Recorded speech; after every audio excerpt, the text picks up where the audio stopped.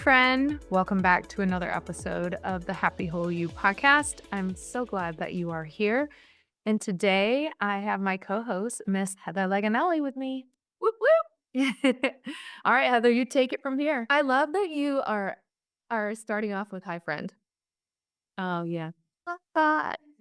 I love that. I feel like our intention behind connecting with people is so personal and direct and intimate, and oftentimes it's generalized in society. And so, man, I just love that so much. And I really want to high five you. And I've been noticing that I high fived so many times Oh in my my God. life. I literally did Gary a high five the other day because you remind me of Heather. I'm like, what? Feels so good. It feels so good to just like be Yeah. with people and celebrate life, you know. Yes. So I've had to intimate friend, introduction. I'm doing it anyways. That's who I. Um.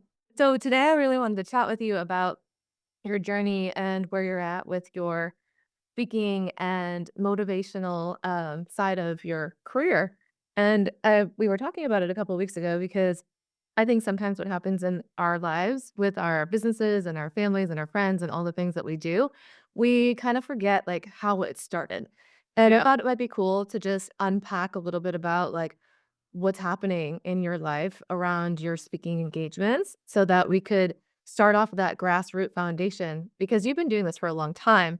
And right now you're decided, like intentionally made the decision to take it to the next level. Yes. Yeah. Yeah, I don't think that some of my friends out there know that I do. I public speaking workshops for companies. And you know what's really interesting is the way this even like started. I was working for a school district and I was in charge of this program and I would bring speakers in. And there was this room, there was probably about 100 people in this room, maybe 125. And I was in charge of making sure everything was going well. And that speaker called that morning at like 6 a.m. and was like, "I'm very sick. I cannot come." And I'm like, Oh, first of all, I didn't even think this was possible. And I'm like, okay. Like, okay. And this was like day two of like a 2 day what thing. year was this?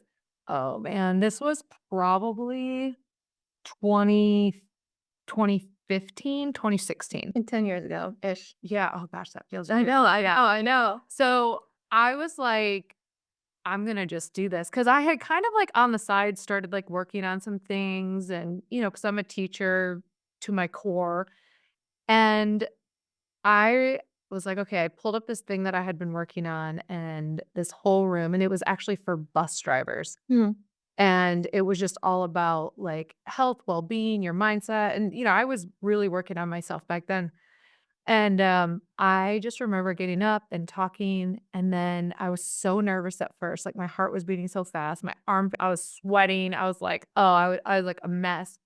But then I remembered what a pastor said to me once. He's like, "It's not about you, it's about the message being sent through you." So, as I started to relax and just, like, look people in the eye and, like, feed off of their energy, I ended up loving it. It was, like, so scary and so exciting and so fulfilling all in, like, one thing. It really is. And it could have been a disaster. Yeah, and it was like from there, I was like, "Oh my gosh," because before that moment, if you would have asked me to, like, speak in front of her, I would have been no, but my job was like you know what I'm saying? Like, I was in charge of how could I, like, not have a speak Yeah, at the 125 people showing up? job is on the line. Your job is on the Yep. line, and you were already confident in well, you'd already done some of the work on your own, like, Yeah, from a developmental standpoint. yeah, and, like, my own mindset. Right. So it was like yeah. And So you had a message, and you probably connected with whoever that speaker was for a purpose too. yeah. You remember what they were gonna speak about? Oh, it was, like, on, like, mindset, well-being it was, like, a The same general it thing. was, like, a Yeah. generally thing. So, yeah, so that's why I felt like I could, like, step in and I could do this, and I mean, I was a teacher for 10 years, so it just was, like, put your teacher voice on. I know we did a workshop together recently out in Arvin, Yeah. ish Bakersfield, edge of Bakersfield, and she was like, "Where is your teacher voice, Heather?" I was like, "I do not have a teacher voice. I have a creator voice. I have a leadership style. I have a style, Yeah. and I connect on a different level. And Yeah. teachers have this way of like the way that they Direct. they Efficient. specify out what they're saying in a like Yeah. real clear cut Well, there's method. a formula. Okay, what is Yeah. that? So it's like you give the instruction. You can say also, this is the objective of the day. So, like, what do you want the students to take from that day? Then you give them the instruction. And before they go about doing whatever it is you're instructing, you do this thing called check for understanding. So then you go in and you say, okay, like say it's you go ever, when I count to 3, you're gonna go pick up this thing and then you're gonna walk back to your desk and then you're gonna place it like this. And it depends on, of course, obviously the age level, Yeah. but you literally are walking them through step by step. And when you check for understanding, you ask, okay, how many seconds did I say you have? Oh, you said 3. Did I say walk or run? You said walk, right? So there's a checking for understanding with that Interesting. teaching. Yeah. Yeah. Yeah, I just always try to make it as simplified as possible and then give the message, and yeah. Which with adults that works a little bit easier with, but even then we're like the worst students too sometimes. Especially if you're teachers, which I've learned through Oh yeah. through teaching. I mean, I can admit that a lot of us, teachers, even though it's been a long time since I've been in the classroom. Yeah, I can be the worst student. It's so interesting because Yeah. we've been doing cooking classes and meal prep classes, Oh and yeah. I we started where I was doing it myself, and then I trained my team to do it, and they're really excited about it, and sometimes I'll get feedback, the night of or maybe the morning after, and they're like, this last one, I have to. The last group that came in, teachers, the chef was like, they didn't wanna do it. They didn't wanna cut the onion, and they didn't wanna cut the chicken and cut off the tendons and all the things, and I was like, okay, your challenge for next time is to find a way to make it fun to where they don't it's not like a choice. You enroll them Yes, they're in the enrolled. bigger vision. Yes, Mhm. yes, and he was like, "Well, I just thought it would be, great for them to show them," and I'm like, "No, no, no, they get to do it. With you. They get to do it, and don't let them play you." But teachers are, that's what they do all day is they're being guided and they're guiding people. Mhm. Yeah, Yeah. totally. So yeah, so that's how That's how I you stepped into started. it. It was a on purpose mistake.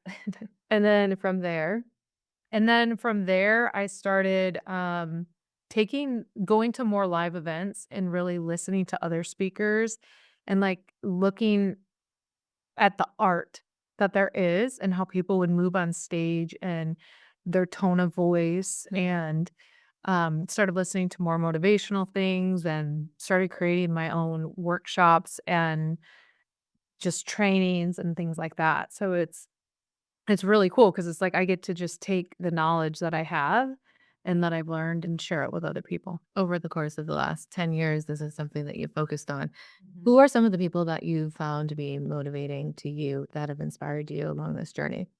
Oh man, when I was going to church, like hearing different pastors talk because it is like such conviction. I mean, it is such an art to do. What I love is, like, they do the storytelling around, what they've read in the Bible, and then they're unpacking their understanding of it and delivering it in a way that is, 1, it can be emotional for them, but also they're trying to inspire other people, they're trying to enroll other people, and they're trying to get other people to be on board. Yeah. And it's like, that is, like, the ultimate. I think about that too as a child because I was raised Catholic and we would Oh go my gosh. on Saturdays Yeah. at 4 o'clock. That was our time. And which is different, like my neighbor was raised Christian and sometimes I would go to church with them too on Yeah. Sundays. So Yeah. I got lots So of different. experience Yeah. around the types of messages and like how people deliver Mhm. them and just the art of that. And I remember sitting there like a few times in the pew and Yeah. such a weird word. I know, pew is Pew. yeah, it's like pew. I Yeah. know, like weird. Yeah. And I remember thinking like, wow, there's probably 400 people in this Mhm. church right now. Congregation. Yeah, and they're all listening to this one person stand there and speak. And his job is to send the message that he's decided for the day Mhm. in a way that is engaging enough for people to not fall asleep. Oh my god, I always fell asleep in church. That was literally, like, my mind at that time now, like, this guy's job is to make sure that people can walk away with a message and be, like, entertained by Yeah. it, through the work of God, Mhm. which is, like, yeah, I mean, the ultimate politician right Yeah. there, you Oh know? my gosh. Right? Yeah, yeah, totally. Yeah, I could see how that would be inspiring. What about modern day, is there leaders? Yeah. I mean, I'm just trying to think. Like, I mean, I've gone to, like, a lot of trainings and workshops, so I've heard a lot of different people speak and teach. So, I mean, it's not like there's any, like, famous person that I'm like, "Oh, yeah, like, that person." Um, Doesn't have to be famous, just more like someone that you have found to be no? Nobody well, I who's just standing out I interested? don't I mean, tons of interesting people, like, when I go to, like, trainings and you get to, like, go to these breakout sessions. Like, this weekend, I'm gonna go see Bruce Lipton, and a handful of other people that I've never heard of Mhm. at this 4-day conference, and I already know it's gonna knock the socks off me. Like, I'm gonna, like, go and I'm gonna get to witness these 5, maybe there's a few more speakers, and it's gonna be so cool.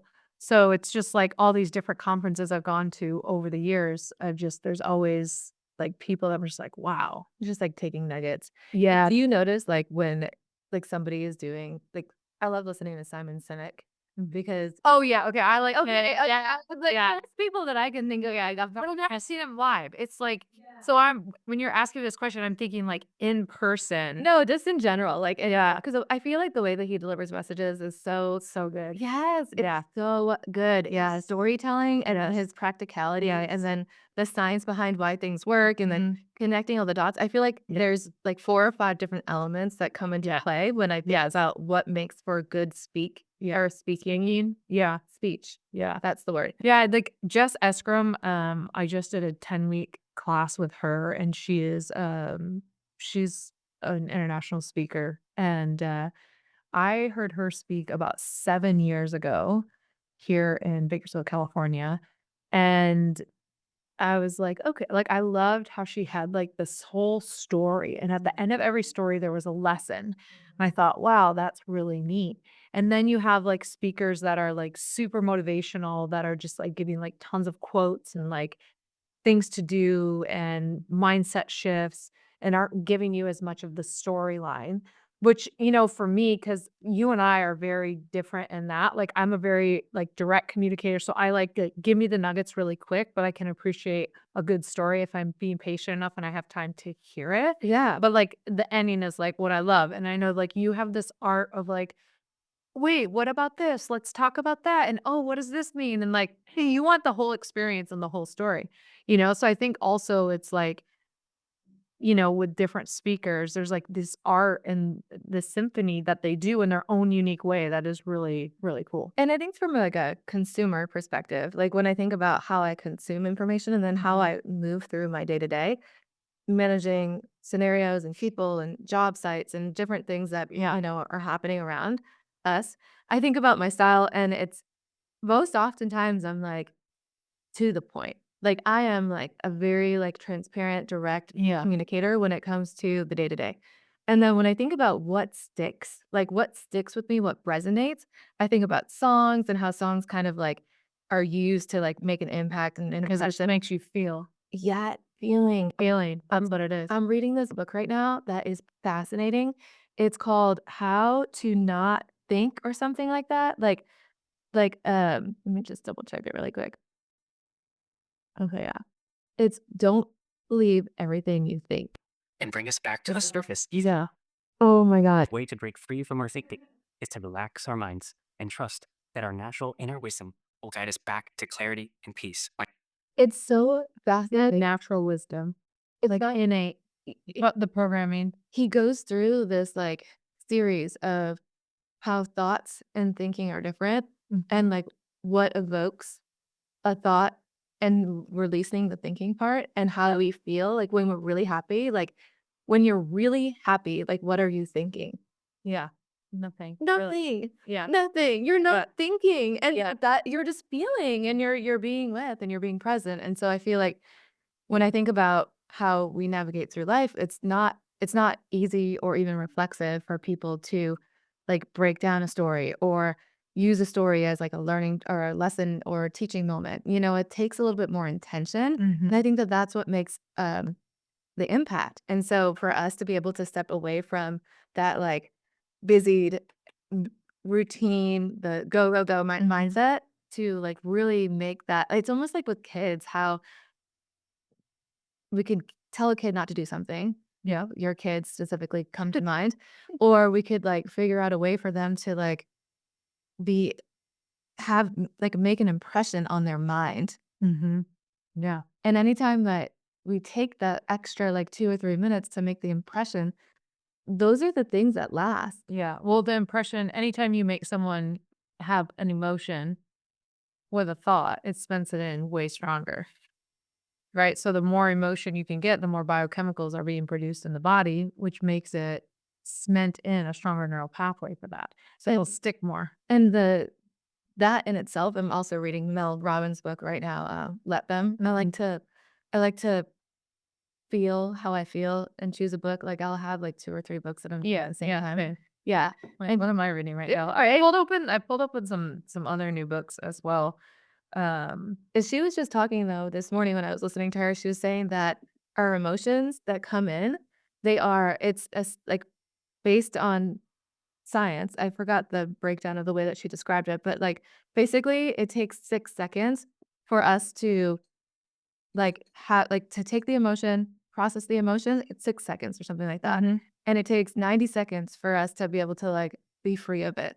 Mm, And so it's not about like how we feel. It's not about like this internal thing. It doesn't have to mean anything. It's just like an exchange of time yeah. that we process through. And if we let our bodies and our minds like just absorb whatever it is, we'll get past it really quickly. And the biggest challenge is being able to like separate our thoughts and the meaning from that. From the emotion, the Mhm. meaning. Yeah. Well, we give everything a meaning, and you give things a meaning based on your emotions from the past. That's how I see it. So it's pretty interesting. Right, because we're choosing for things to mean certain ways. And I've heard you parent in that way as well. And it's great. I think it's so fun because you're taking that time to like create like a teaching opportunity. Yeah. Yeah. I mean, yeah. Otherwise, we're all just yelling, Yeah. right? Yeah. So when I think about like the people that impact me and like the messages that stick, uh, the storytelling for me just really makes a huge difference. And I even know what that How Not to Think or whatever the name of that book was called. They were talking about like this morning. I was also listening to it for a minute, and it was talking about how like what's the difference between um like evil and it was just like a depiction of this like angel back in the day in the Mhm. story, Mhm. and the angel and the shaman or whatever were having this conversation, and it like it made I can't remember the exact story, and I don't wanna, like, botch it, but it made me feel like it put me in a position to, like, put myself in the position of that person or that character or that scenario, and I was able to feel how it would feel if I was them, and Mm. as a result of that, it made me feel, like, really deeply connected to Yeah. what was happening in Yeah. particular story. Interesting. Yeah, that's interesting. It You're like with them on the whole journey. Where you know what I think what my issue is. It's not an issue. It's just how I wound up being. But I automatically am going to the solution, Mm. right? The problem solving. How do we solve this? How do we be most efficient? How do we, when it's like, I'm not like, we're not here to solve each other's problems, or like, I don't, it's not like it's being asked to solve the problem, but I feel like, okay, what's the solution? What are we getting to? What's the point of this? Let's go. I You think know? that's a personality trait too, though. Yeah. And I think there's different types of people out there. Everybody has their own way of processing things. In Mel Robbins' book, she was talking about some guy wrote a letter and said that he was going to get married and he felt like he just couldn't do it. And he was fighting with his fiance, and like the wedding was in a couple of weeks or whatever. And all the deposits were made, and the parents had helped, and all these things. And he Yeah. wanted to call it off. And he felt like he just didn't know what to do. And Mhm. she's like, "It's not about him not knowing what to do. He knows what to do. He wants somebody to, like, reassure him that what he wants to do is right." Yeah. And And she's like, at the end of it all, he's like, I don't know if he got married. I don't know if he called it off. I don't know what happened. She's like, and she's like, her mind went into problem solving mode, or the end, people's mind automatically do go into problem solving mode. And we could all solve that problem Right. listening into this story. And at the end of the day, it's like, she's like, it's important to process how you're feeling and to take note of what's going through your mind because there's power in the acknowledgement. Yeah, I agree. I agree. So interesting. And all of these ideas, I feel like they come into play when it comes to like the messages that we're sending and the connections that we're making and delivering like a powerful message. I feel like it's not just about the underlining components of the message. It's about connecting with people on an individualistic level to make sure that it like creates value for them. Yeah. Yeah, yeah, for sure. And I think that too, it's like when you're listening to someone talk as well, the power of the stories too is to create that bridge that gap of who you are on stage. So you not obviously, but there can be well, how can they relate to me? Yeah. Right? Like, so if you go to like someone like Grant Cardone or like these really big wigs that are out there. Which I really like him, by the way. I like the messaging that I like how he's just so raw. Yeah. Yeah. You know what? Okay, so Gary Brucka. Yeah. So I listened to him and then I just saw him talking on a podcast and I guess he and Grant Cardone are in a lawsuit. Oh, really? Yeah. I So didn't know. I think Gary Brucka is suing him because I guess he was working with Grant Cardone and his team to like help him. Cause I always thought it was interesting because there's like Grant Cardone has like that 10x Yeah. rule and then Gary Brucka has 10x health or something. Oh, And I always, in my mind, I thought, oh, that's interesting. Like they both have similar brands. I never knew they worked together until like I saw him or listened on this podcast and he was saying that he's actually suing him because he went in there and they were going to help him with his business. And then it kept being a fee after a fee after a fee and just go to this training, this training, this training. Anyways, the reason I'm bringing that up, and by the way, I like both of them. Too bad they have an issue with each other. But um, like I think sometimes like, I look at someone like the Cardones and it's like they're so big. It's like I don't feel like I would even wanna go to one of their events or anything because I don't feel like it's even like they could even relate with me, even though, of course, they can. yeah. But I feel like I'm so small, like, I don't know, it's like weird. I love going to, like, smaller, more intimate workshops and conferences so I can, like, meet these people and talk to them because I wanna, like, learn about their brain. Which is so interesting. So for me, the reason that I like him is because I got sucked in, like all the way sucked in to how to be a millionaire or a billionaire. I can't remember the name of the show, but he started this show. Grant Cardone did. I didn't know about Oh my God. He started this show. It was on like Discovery or something. I forgot. Like I paid for the app and everything. Oh, well, that like I want to watch this. It was like I don't even watch TV. Like I'm not that person. And what he did was there was a guy, I forgot his name. It was like Gary or something. And he got $100 and they gave him like a beat up car, like mm, early 2000s, late 90s. Yeah. And he had I think it was like 30 days or 90 days or 60 days, some small time frame to create $1 million business. Oh, yeah, I've heard of this. I've heard of this. Yeah. And without all they got was a cell phone. He got a cell phone, a beat up car, and $100. And he was put in a city that he didn't know anybody in, and he could not use any of his contacts. And Grant Cardone was this person? So Grant Cardone came up with the concept of this show. Okay, because And he did it, and right? he also did it, and he had the other guy start it out. So the people that are on the show are like multi-millionaires or billionaires, Yeah. and they had to prove that they could do it again Got it. from nothing. Yeah. And so watching that was Okay, like, oh I my need God, to watch that. amazing. It is so freaking good. I literally didn't sleep for like a week because like I would get like 3 hours, 4 hours. Yeah. Because I was like watching it until at 2 o'clock in the morning, 3 o'clock in the morning. I could not stop. And then the second one, it was during the pandemic and it kind of got a little like fell a little short because like there were so many shifts happening in the world at that time. I kind of wish they would do another like season. Yeah. And so there was 3 of them, and so you got to watch 3 people's stories kinda simultaneously unfold, and he was one of them. And so he was one of them, and it was just really great to be able to see, like, how his mind worked and, like, his thought process and, like, what he did and, like, why he did it. Yeah. Like, I felt like there was, like, more of an intimate connection, and I feel like that this is life, though, for me. Like, I truly feel I love to get to know people, and I know you do. oh my yes, singers too. Like, we have a group of, they're the I forgot what channel it was. It was some station in town that used to do this thing where they would bring in singers at, like, a ground level, and they would let, like, 30 people come and watch them perform and sing, like, 4 or 5 songs, Mhm.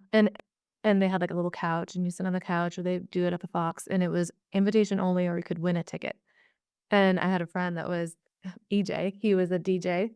EJ the DJ. Did the DJ, and so I would always go to these, and I felt I still to this day, Sean Mullins, Natasha Bedingfield, like, the people that I saw and got to meet firsthand, like, Mhm. one-on-one, I'm, like, still I follow their journey still. Yeah. Yeah. Yeah. That's cool. I think that that's, like, a huge part of Yeah. Well, I think when you get to meet people and you get to, like, be in the energy with them and, like, have a conversation with them, that is, like I mean, that's what I love, yeah. So, yeah, it's So great. going to see, like, Grant Cardone for me would be like, oh, it would feel like more like full circle Mm. because I would feel like I know about his, like I feel more invested Yeah. on Yeah. him as a person Yeah.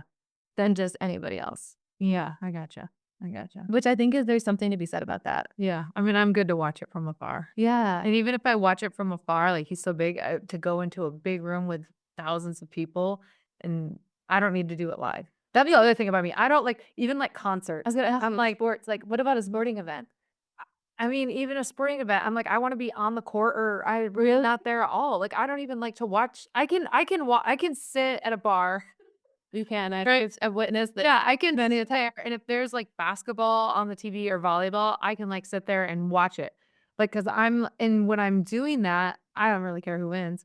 I, like, get fascinated by, like, the footwork and, like, the plays and, like, how they're doing it because it's almost like I'm, like, wanna be, like, on the court with them. Mhm. But I don't, like, get emotional about I don't, like I grew up in Michigan, so it was like, "Oh, are you a Michigan or Michigan State fan?" I'm like, "I don't really care." Mm. You know what I mean? So it's like, if I don't personally know someone Mhm. playing on the team, like, I don't have any emotional attachment to any of it, Oh, interesting. but I can appreciate from afar an art and a technique and the ability to do something with your body and those skills. Mhm. But, like, yeah, I don't need to, like, go in person and, like, sit with a bunch of people and, like, watch it. I'm totally different. Like, I love going to baseball games live. I love going to I love, like, the food, the smells, the people. I love, like, the vibe. I love the feeling. I love the energy when somebody hits a freaking grand slam. Like, I love, Yeah, no. obsessed love. I like to hear the accents. I like to, like, see how people interact with each other. I like to watch the person with the cotton candy and be like, "Oh, is that person Yeah. cotton candy? What's this person No. gonna do?"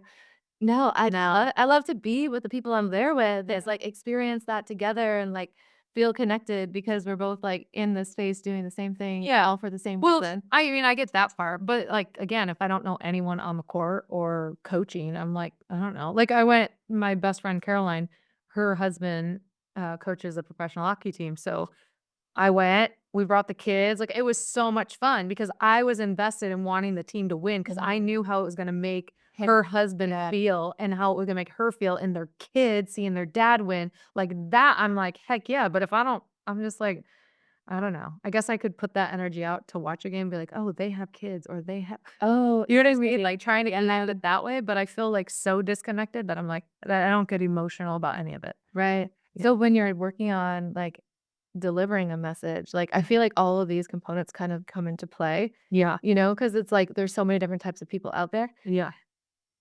Bless you. Thank you. It feels so consuming when you ski, and then Um, yeah, so what are some of the things that you consider when you are, curating your message and kind of, like, coming up with, like, your talk and what's important to you to deliver those Yeah. things?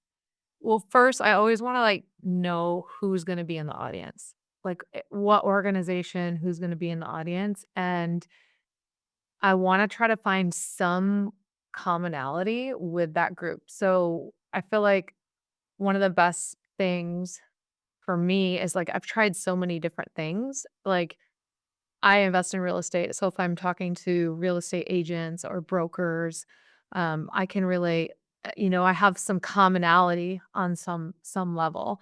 Um, anyone that's in investing or banking, like I've done day trading, I do a lot of investing. I've been doing it since I was like 22 years old. Uh, education, teaching, fitness instructors, owning a business, you know, CEOs. Like I've done a lot of these things. I've like tipped my toe in a lot of like different things. So I love like, how like when you meet someone and you're like getting to know them and then like all of a sudden you're like, oh wait, you grew up there? Oh my gosh, I'm from there. Oh, and da da da. Or it's like I went to this when we went to that conference, you and I went for just that day event the other weekend. This Yeah. this gal was there, she's a podcast host. We were just talking and she's a public speaker. I'm like, "Oh, what are you talking?" I'm like, "Oh, that's really cool." And then I'm like, "What's your Instagram?" And I pulled it up. Who was she? Um, I think it's This was at the yeah, quantum leap. Was it quantum leap or something like that. Yeah. quantum leap conference? So yeah, I was like, "What's your Instagram?" And so she told me. So I pull it up and then I'm like, "Oh my gosh, Holly." Holly I met, she lives like on the East Coast or the Midwest or something like that. I met Holly at the last retreat I went to. Who's Holly? She's a gal that does like energy healing. Do you know what her last name is? Let me look. See, I just meet these people. Then I saw it. It's because people are listening in, and we want to like share with them, who it is that they. I am Holly Star on Instagram. Excuse me. And I met her at a conference with Mariko, who I've interviewed on the podcast before. And Mariko had a retreat. And after I interviewed on the podcast, I'm like, oh, it's down in Southern California. I'll go. Like, that'll be great. And it was like a 3 or 4 day deal. And then I met like not two, multiple other amazing women and I follow them as well. But anyways, this one gal that was there At the Suzanne. at the yeah, at Suzanne. Oh, what is Suzanne's name? I know. I'm looking up on my Instagram so I can tell you You're guys. doing a great job. Right, you gonna love. It is, let's see, Suzanne Adams. I went to a training. We went to a training with her. She's a TEDx speaker and wrote a book for like she's pretty much my idol. I've done like I want to do all the things she's done. Like I looked at her, I'm like, oh my gosh, like you spoke for Mind Valley, you've done a TEDx, you like written a book, published a book with Hay House, which is like my dream. And so when I saw that she was doing something in Southern California, I'm like, I'm gonna go to that because one of the things for this year is I'm putting myself in the rooms with other people that are doing extraordinary things. And like, so you know what? Look at that. I'm actually not looking from afar. In that sense, I'm actually making an effort. Like, and then this weekend going to see Bruce Lipton, which he's 80 years old and he's on my bucket list of people to meet. And you've also gone to see Barbara O'Neill, Mhm. Dave Asprey, um, what is his name? Sean. He has Oh, a the really good anchor? podcast. No. No, Archer? No. I think it's There's Yeah. So basically, you've done a lot of work. You've done a lot of research on what makes for a good, what makes for a good, or who speaks well and what makes for a good yeah. speaker. So you have to have that connection. So Mhm. like when I met this girl and we were already talking about she's a speaker and she's a podcaster, that was great. But the moment I found out that she has a relationship with Holly, who I've only met once, and she's like amazing. I felt like I've known her my whole life. And then she also knows Ruby, which you know who Ruby is. I was like, wait, how do you know these two people? And that instantly gave us like a stronger connection, Right. which was like really cool. Yeah. So like when I go in to speak or deliver something, I like really want to find where there's a connection and a common ground with the person that's in front of me because I feel like Makes a bigger impact. it does. And it's like I mean, we're more alike than we are different. Yeah. You Even know? when we're traveling, like if we're in another country, if I'm in another country and someone's like, where are you from? And I'm like, California. And they're like, or where do you live? California. Oh, me too. I'm like, oh, yeah, I got her such a big state and it still feels connected. Oh, in Massachusetts. If someone's like, oh, messages. I'm like, right, my God. Yeah. Yeah, it does. It makes the world feel a little bit smaller and it Yeah. creates for that more intimate kind of like understanding. Mhm. Yeah. Yeah, and I Yeah. think that's the biggest thing, like, 2 things people really want in life. They wanna be heard and they wanna be understood. Mm. So it's like, okay, if I can bring those 2 elements into, like, a talk, Yeah. and then the being heard is, after I get done talking, when people come up at the end, it Mm. can be kind of overwhelming when they have questions or they wanna talk to you and, but I have to also give them that space to, like, be heard, and there's an art around that, Yeah. So yeah. And I feel like that's so relevant across the board, with Instagram and social media and like going live for things. And like part of one of the biggest ways to connect that I've noticed is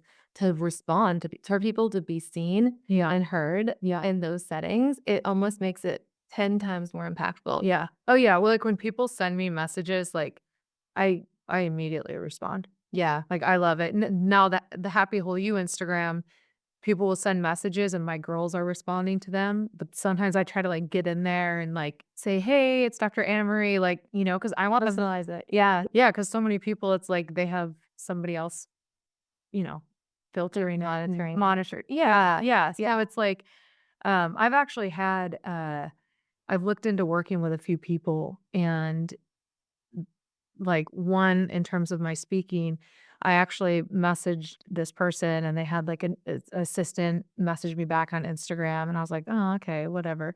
And then I set up a call with this person and it was good. I thought, maybe I'm going to work with this person. I think I might. And then I kind of sat with it and then they like never followed up with me. And I was like, that was $15,000. Yeah. So, like, there's also that piece Power. of, like, if you're just another number Yeah. and, like, like, people, again, they wanna be seen, they wanna be heard, Yeah. and, like, if you don't I don't know, I think it's, like, one of the within Happy Whole You, like, one of the most important things to me is for people to feel special, Mm-hmm. like, when they're here and, like, just when you and Amy were here the other day and, like, how special did you guys feel? We you did all the things, had lunch. We did. It was great. And I feel like we both operate similarly because we think about, from a hospitality standpoint, our minds work that way. Yeah. Like Yeah. I brought some bananas and like juice or something and a shot or something of ginger and you had tacos ordered it and Yeah. I was like, wow, this is the best. Like it really it makes an impact and Yeah. creating that intimate connection, I think is what it sounds like it's just kind of trickles into everything that we're doing. Like breaking it down from a speaking engagement Mhm. and making sure that the message is curated to the people that are there so that they can walk away with some kind of a value that feels like it was meant for them Yes. is huge. Yeah. Huge. Yeah. Can you walk me through some of the other things that you would consider when you're developing? Because I know you're working on your keynote. What is some Yeah. of the messaging behind what it is that you're going to be delivering in that message? So my keynote is called Rewire the Brain, Rewrite Your Story, Reboot Your Future. Mm. So like everything I do comes back to like, we're constantly downloading information into our being all the time. The food we eat, the thoughts we have, the things we choose to see, the things we choose to listen to, all of that is downloading information into our psyche, into our biology. And so when we can go in and we can rewire what we're allowing into our minds, we can eventually rewrite the story of our lives. And if we can envision a different future, we then can envision a different past. So when Can you like pause that for a yeah. second? Okay. Let's just like unpack that I'm for a so second. excited. So if we can envision a different future, then we can Envision a different past. so basically it's like r- rewriting the story that we're telling ourselves about our past, Yeah, we reframe the past. reframing. Yeah. So, like, one of the things that so I also have a workshop with this. So I have my keynote for just kinda coming in, doing, like, an hour and hi, bye, and then I have a whole workshop that can be anywhere from 1.5 to 4 hours, however deep the organization wants to get into it. But by the way, the only reason I'm teaching this because I had to do it for myself. I had to do it for myself to heal my own mind, to heal my own body, and to literally be a functioning human without being depressed in my home and, like, not functioning. Every time that I think about on the drive over here, I was thinking about how you and Amy and I were talking about what we're looking to do for the year ahead and like developing some materials for people and tools for people to be able to navigate their lives in a more well-rounded way.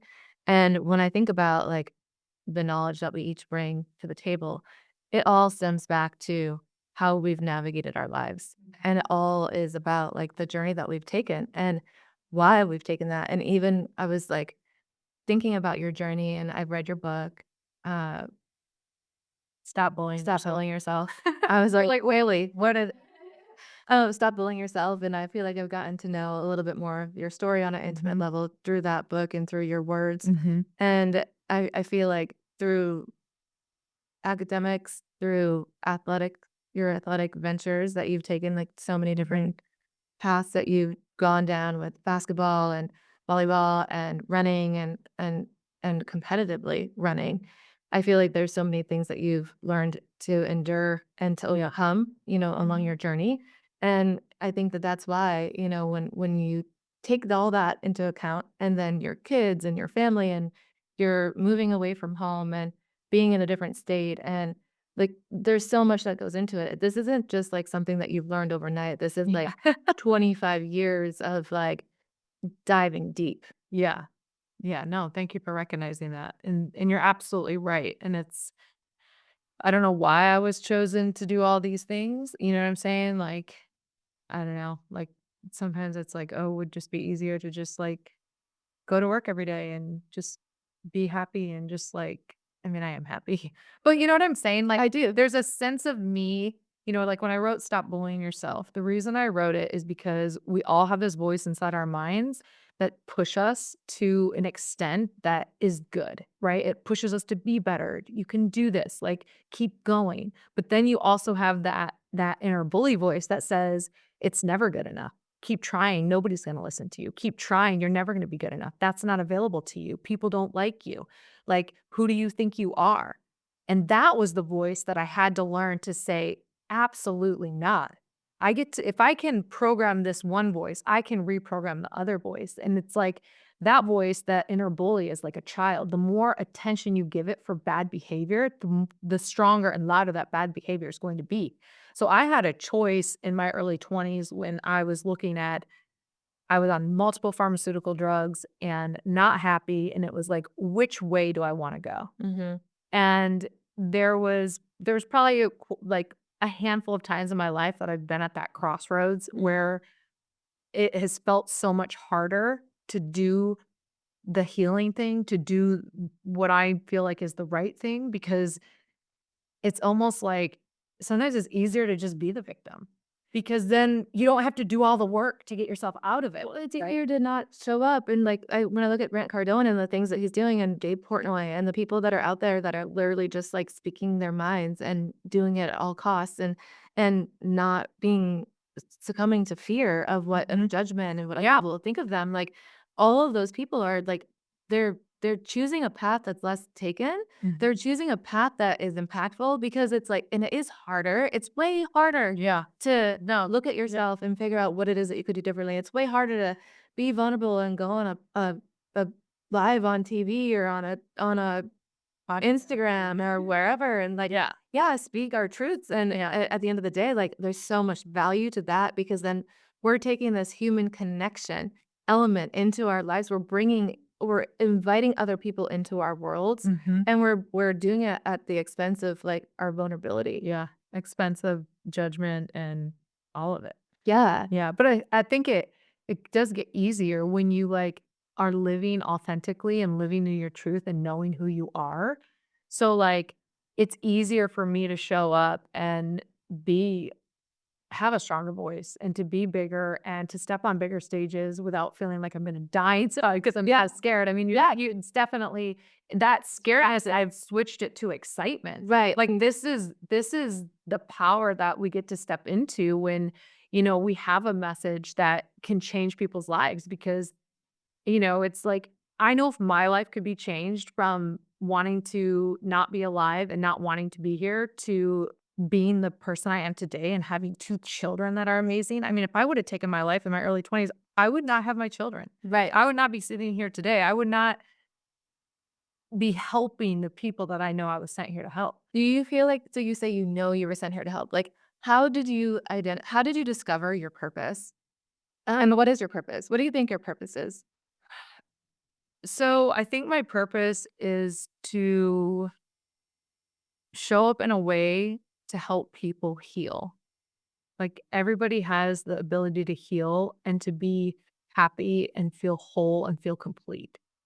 If I could take shame away from every person in the world, I would take it away because that is like the one of the most dense energies of destruction.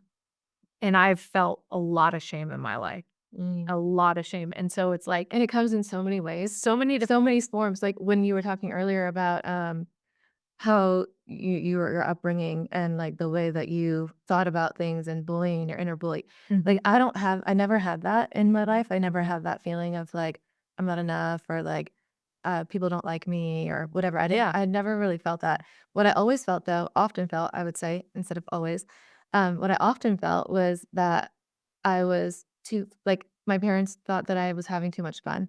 Mm. And so they would be like, school, Heather, isn't about socializing. School is for learning. Like, Like get serious. when are you gonna like reach for an A plus instead of an A minus? Like, an A minus is good for you. Like, you are. I've been they felt like I was conditioned or like okay with just being okay or like kind of above average, like a B Yeah. plus, A minus. Yeah. And I was. I felt great. That's Lewis. That's so interesting. Yeah. Yeah, My son, Lewis. I felt great about that. Like I felt inside though, like they made me, not made me. I chose by their words and the information that we shared.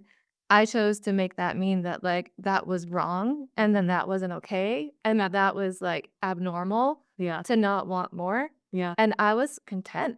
Yeah. I was like, I love my friends. I love what I do. I like get to be creative. I get to play sports. I get to have all these interactions. I have hobbies. Like I felt great. I felt like the best. Yeah. Yeah. And we were both like, like yes, there's different types of like shaming is what I was referring to. 1,000%. Like shaming over like the type of student I should have been Yeah. versus like Being who you are. yes. Yeah. And I think that that is one of the biggest gifts that a parent can give to their children is like the space and the freedom and the acceptance to just discover who they are. Yeah. Yeah. I know. I know. Because we try to insert ourselves all the time. Yeah. Yeah. So shame that I feel like that is Brene Brown has done a lot of work on shame Yeah. and it's been really like amazing to follow along with like the research that she does. Are you familiar with? I need to get into her stuff. I know a lot of people tell me I should. Well, especially if that's one of your if you think that that's part of your purpose. Yeah. Yeah. Yeah. So just like helping people heal and there's always a way and there's always another way. So even though when we feel like we're pigeonholed and there's only this one choice, that there's always another way. There's always another choice. So I feel like that's definitely a part of my purpose is to help people have the space to show up and recognize that on their own. Yeah. Right? It's just it's a matter of recognizing and also realizing you're not stuck with the mind and the body that you have. Yes. You can shift it at any moment. And Goosebumps. That's like goosebumps. yeah. Yeah, because so many people think like their past defines them or Yes. like they live in moments in the past and it's shaping who they are. And even just uh Mel Robbins was saying on her new book, Let Them, she was talking about how like if we can just get through that level of uncomfort, like instead of turning to alcohol, instead of turning to like soothing ourselves Yeah. with these like alternatives, then we can overcome it. It's just a matter of accepting, like Yeah. processing it and then kind of like And I think with that you have to heal your past. yeah. So you have to reprogram, re-envision the past, re-envision the meaning you're giving your past, and leave the emotions in the past and only take the lessons with you in the future. And I mean, that's where the whole challenge with like, when we have PTSD and we have a physical, visceral reaction to something from our past in our current moment, that's really challenging. Not only are we reprogramming the mind, we have to reprogram the mind that will then reprogram the biology that will then reprogram the physical response. And that's a lot. It's a freaking lot. I'll give you a very this is very minuscule PTSD experience I had as an adult. I got a phone call from school and they called me about my daughter Gary and they said, "We think she's having a seizure. You need to Like get she's her right now." Yes. Yeah. She was standing on stage. It was like winter, Christmas, holiday, whatever. So she Big wore like comfy she jacket. wore a heavy jacket and we live in California and it's like not cold at all. And they were standing on a stage and she got really dizzy and went to fall over and I guess her friend caught her. So I get this call and I'm thinking my daughter is having a seizure, no past history of seizures. So, my mind is like, okay, what is going on? And I was praying out loud the whole time because I said she was passed out. And like the whole drive over there, I was like talking out loud to God. I was calling it Archangel Michael, like, please help Garrity and all these things. And so, anyways, I get there and anyways, then the ambulance came and the firefighters were there. And I like take off her jacket. She's laying on her side and she's really pale. And I'm She's like, still unconscious? no, by this time she was like there. And then I'm like, okay, is anyone taking her blood sugar? Because she's had issues with her blood sugar in the past. Anyway, she's fine. Girl is fine. Everything's fine. However, She locked her knees, right? she locked her knees. Yeah. Yeah. Which I don't know why But that's the thing, like, kids I didn't know that until no, I know. passed out at her wedding. Like, she literally passed out during her vows because she had locked her knees while she was exchanging vows in the Yeah. middle of her wedding. Yeah.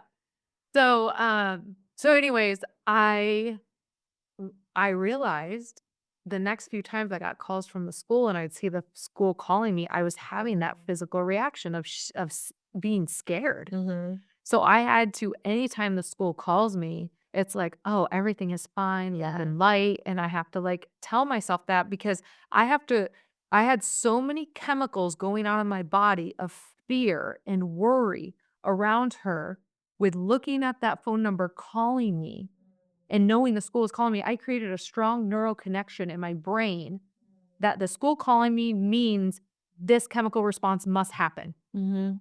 Right? Well, no, it doesn't have to happen. And all you have to do is just tell yourself to not do that. Right. So, but it takes time, but you already have a strong neural pathway, right? So it's Just like disrupting that. I have to disrupt it. Mhm. Yeah. So that's I always envision my body as like this amazing computer that we can like I can reprogram and re-download information to. But again, it's not like I hope it'll completely be gone, but I don't know. Even the other day when they were calling me, and they left me a message and I was like, oh, and then I'm like, oh yeah, you don't go there anymore. No. Right. Like I have to tell myself that. But there is so like people that have, other traumas in their life the PTSD from different things, it's like, "Oh gosh, yeah, well, mine's bigger," and you know what I'm saying? So, there's, like, a lot of layers, but again, here's the thing, we cannot change the past. All we can change is where we're at right now, and why not go in and just try reprogramming a little bit every day?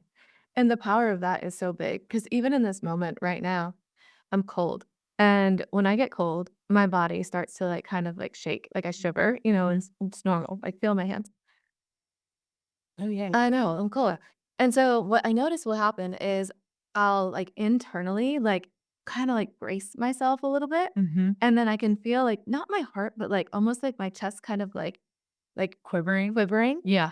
And if I tell myself, Heather, your chest is quivering, recognize it, then it will kind of calm down. Mm. And then if I tell myself, you're fine, you're not that cold, it's fine, Yeah. recognize it, and then tell myself it's okay, then I can I can control my stress level. Like, because that was what's happening is my body goes into this stress response. And through our aura rings that we've been wearing now, Yes.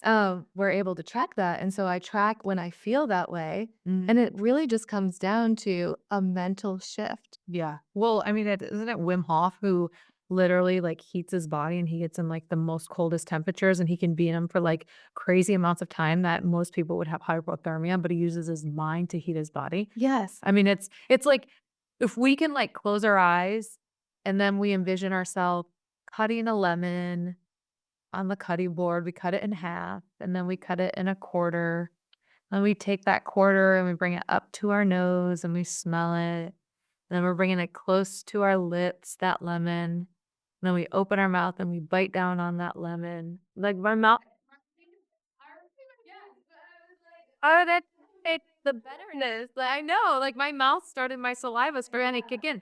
That's the power of our brain, Yeah. right? So And there's strong. a physical reaction to that, right? But we have that reaction because of lemons, right? We have a neuro association with lemons that they're sour, that they're bitter, like all of these things that we already know. So here's the trick. When we're going to our past to reprogram our past, we can't already know. We can't bring that emotion to the current moment. So we get to rewrite that past. And the way we do that, what I teach in my class is instead of looking at the shame and the anger and the victimhood or whatever it is that we've been through, we extract the value gained, Mm. right? Like I am such a more compassionate person because of what happened to me in junior high. Yeah. So I only bring that compassion to the forefront of my heart versus the sadness and the rejection and all of those other feelings that I mean, I don't feel those now because I've done it. I've envisioned this so many times and like extracting that value gain to place it inside of me now and how it helps me show up as a like such a compassionate person compared to where I was. Like that gifted me that power. And that can be something that's relatable through across the board. Like every time I look at people and their gifts, like if we have parents that are emotionally unavailable, if we it changes the trajectory of the way that we are and we would parent. Yes. I feel like that happens across like how you do one thing is how you do Mhm. everything kind of Mhm. vibe. Like literally, this is all of this is so great. And I'm glad that we had a little moment to chat about it because I'm hoping that through the next month, we'll be able to go dive a little bit deeper into your messaging and your keynote and just your purpose, and maybe even helping people identify with their own specific purpose as well. Is there anything that we can like wrap it up with maybe this time? This is just a little like preview into what's going on in your life and some of the speaking engagements and the things that are on your plate right now.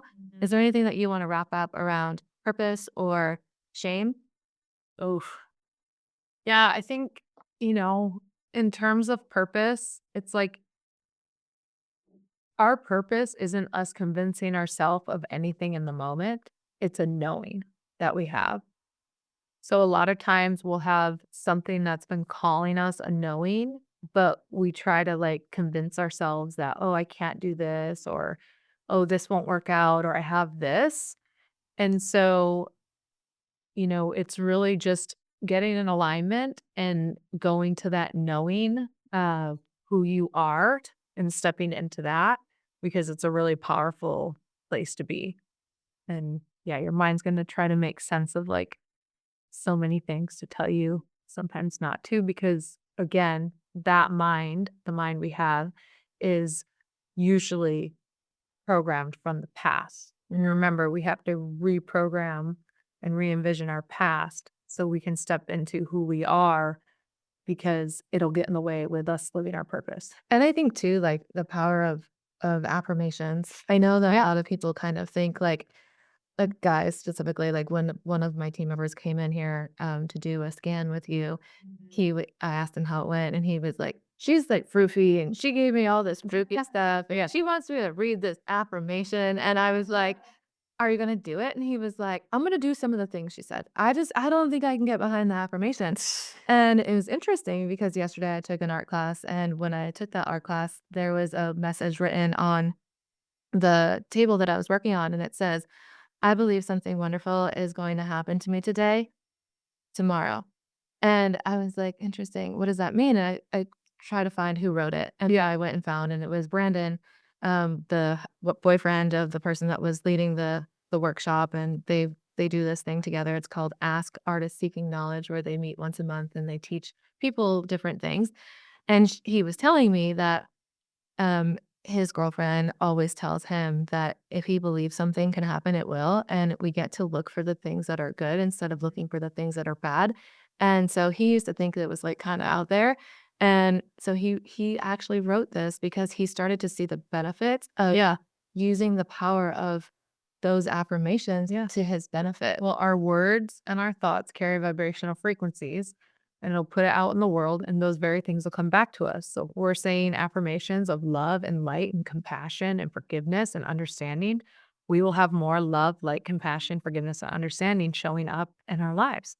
So, yeah. So, the more we can say affirmations, because usually they're jam packed with good words and meanings, it's going to impact our physical body, our mental capacity, and it's going to just influence everything. Yeah. And when I did my scan too, you had mentioned it to me and you said to tell myself that I was safe and I was loved, I'm safe, everything is great.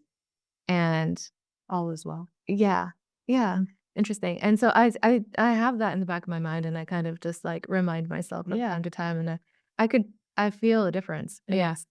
I think if there's two things that people could start off with in terms of affirmation, it is I am safe, all is well. And I learned that from Louise Hay in her work. Oh, her work is I am incredible. safe, all is well. So anyone listening, use that one for the next week. See how you feel. I hope you guys enjoyed this conversation. I hope you enjoyed this conversation because I feel like we just wanted to kind of chat a little bit on a personal level about some of the things that are happening and give a little bit of insight into our day to day that Yeah. and through speaking and through some of the tools that will be implemented into your keynote and creating conversation around that. So Yeah. See you next time. Bye.